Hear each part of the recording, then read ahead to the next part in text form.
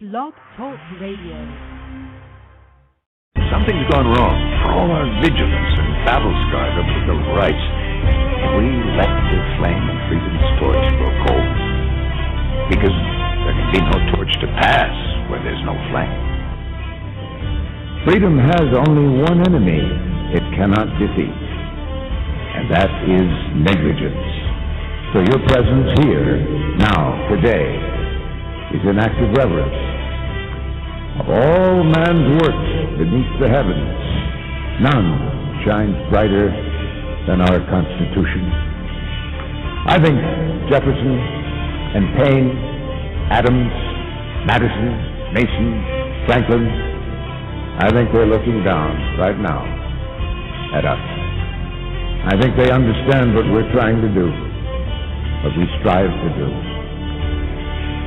Every time our country stands in the path of danger, an instinct seems to summon her finest first, those who truly understand her. When freedom shivers in the cold shadow of true peril, it's always the patriots who first hear the call. When loss of liberty is looming, as it is now, the siren sounds first in the hearts of freedom's vanguard. Good evening, everybody. This is Joe Joseph, along with my co-host and cohort in crime, of course, A.C. Griffiths. Griff, how you doing tonight, buddy? Hello, Joe. What a show we have this evening. What a show indeed. Folks, for the first hour, we'll be joined by Jon Cash. I'm sure a lot of people out there don't know who Jon Cash is. Well, let me bring you up to speed on who Jon Cash is. Jon Cash, meteorologist in the Hampton Roads area of Virginia. Now, Hampton Roads, for anybody that doesn't know, is your Norfolk, Virginia Beach, Chesapeake, Suffolk, Portsmouth. All those cities kind of make up the Hampton Roads area of Virginia. Now, it's a pretty big media market, and Jon Cash was one of the more popular, if not the most popular, meteorologist on the morning broadcasts. 21 years he was with Wavy TV 10. That's WAVY 10. And a little bit interesting how one day he's abruptly canned from his job of 21 years because of his religious views and his motivation to express them in a much more outgoing fashion, let's just say. He has a ministry now, and I'd like to welcome him to the show. Jon, can you hear me?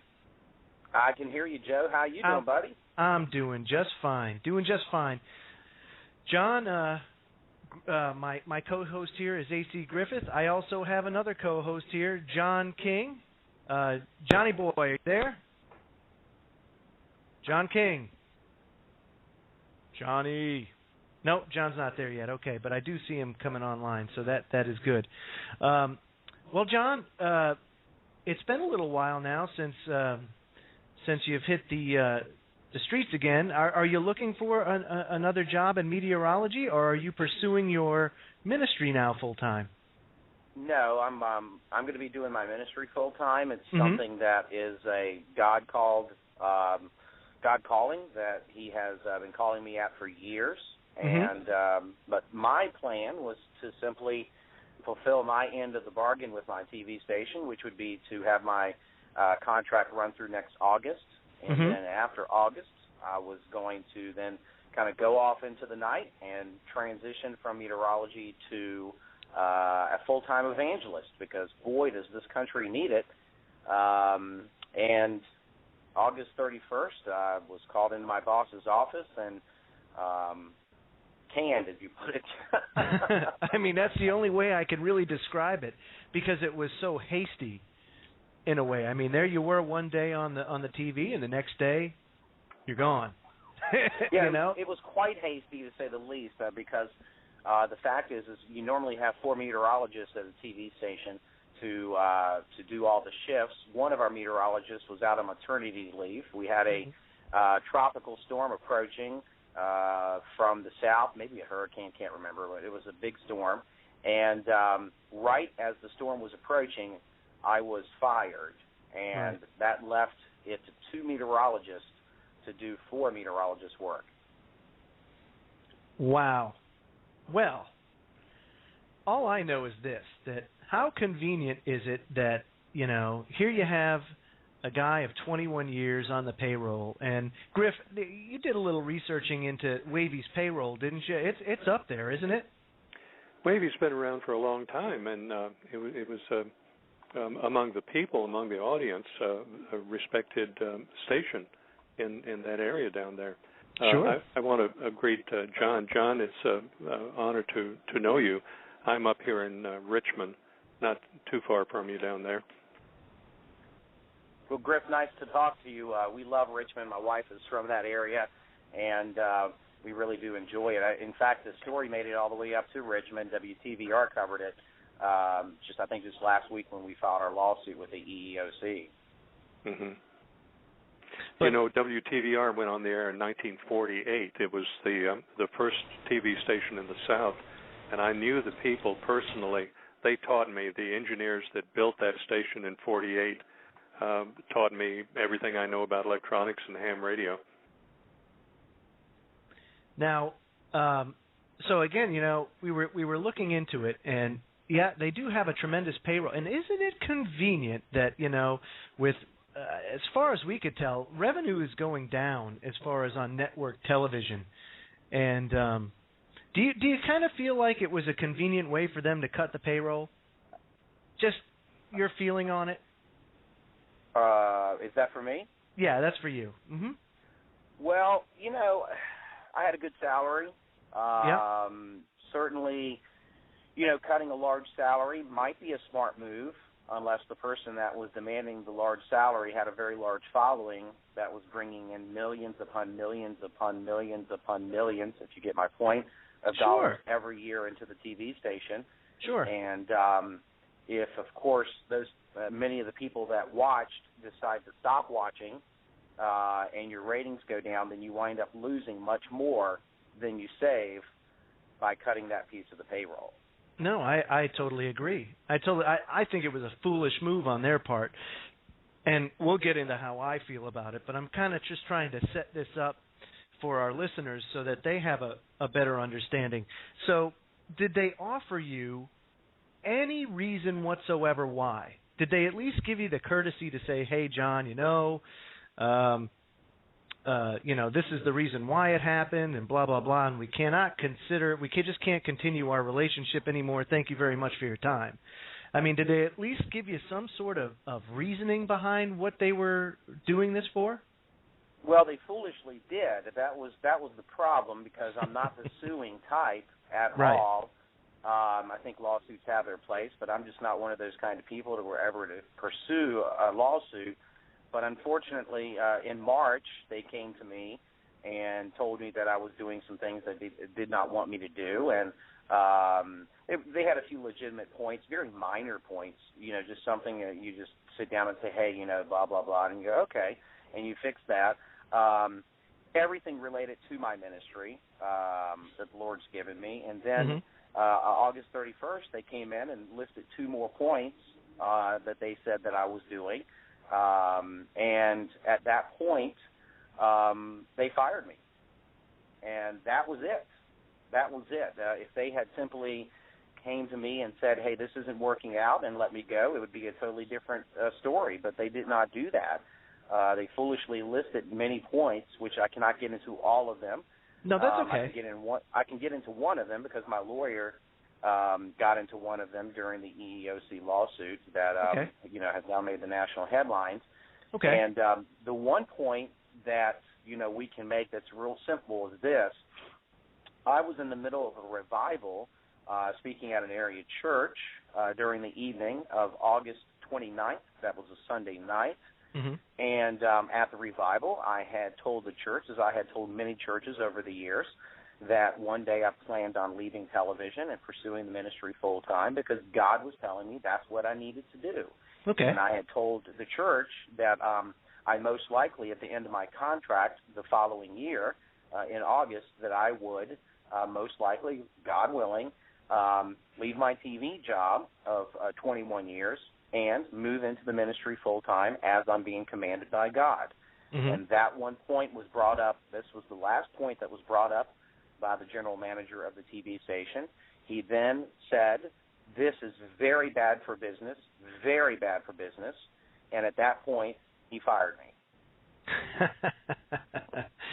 Oh, amazing, amazing. And to understand several things, because there's a lot of people saying, well, you know, you were showing your hand, you were planning on leaving, so they just got rid of you sooner. And mm-hmm. people who don't understand the media and understand contract law, I'm under a legal contract at Wavy to fulfill a particular time frame, mm-hmm. whether it be 2 years, 3 years, 4 years, 5 years. So when you get to the end of your contract in the media, you then negotiate another contract. You can choose not to negotiate, or you can choose to negotiate. So you negotiate from contract to contract. Mm-hmm. For someone to fire you over a matter like this, especially with a calling from God, is unheard of. Unheard of, especially when the ratings of the TV station, though they've been down a little bit, over the last 21 years, we have a record of having one of the highest-rated morning shows in the entire country. And that's why I said they were making millions upon millions upon millions upon millions of dollars on the morning show. You know, I have not heard of any other instance where somebody's religious beliefs or what they were doing on the side that has absolutely nothing to do with their quote-unquote day job have gotten fired because of it. Have you, Griff? No, but that seems to be the trend nowadays, especially religious. When it goes against the every large corporation has a homosexual organization that dictates policy. All of them do. Every one, even government agencies have it, and it's a big story. But that's the kind of thing that would come down from the personnel through those organizations. I'll bet there was some of that in there. Yeah, I'm not surprised that you say that, because you're right. It's very prevalent in that type of situation. And isn't it funny that the double standard exists? And this is where I get all fired up, and I've gotten a lot of emails about this, folks, in reference to this show that we were doing and kind of the setup I had beforehand and the promo that I put out on YouTube. The double standard of, well, you know, John, you know, we can't handle this because of your ministry work is kind of getting in the way, and, well, you know, if we show support for you and your ministry work, then that could be Wavy's show that Wavy's supporting you doing it. And so we have to stay neutral. We can't do this because if we're not neutral, then we show favoritism towards you, and then people are going to think that we're taking a religious slant or a religious side to things. But isn't it interesting that they'll go and they will defend somebody who is a drunk on television or has a corrupt lifestyle that's gotten them in trouble many times before, and they still have jobs? And isn't it funny how you'll watch MSNBC or you'll watch Fox News or you'll watch any of these big network cable news stations or network stations, and isn't it interesting that they will take a left side or a right side and be biased or favor one over the other? Yet here you are doing something that I find as extremely admirable and definitely a worthy cause, something that's sorely lacking in society today, and you get fired from it. If you ask me, that tells me you're on the right track. Personally, John, I totally think that is a confirmation that you're doing the right thing. I mean, what do you think about that? There's no doubt. There's no doubt I'm doing the right thing. I'm convinced that everything that is happening, you know, God orchestrates things from heaven. Even when we look upon things and see things as a storm or a difficulty or a trial in our lives, if we put on the right perspective and open our eyes, a lot of these things are orchestrated by God.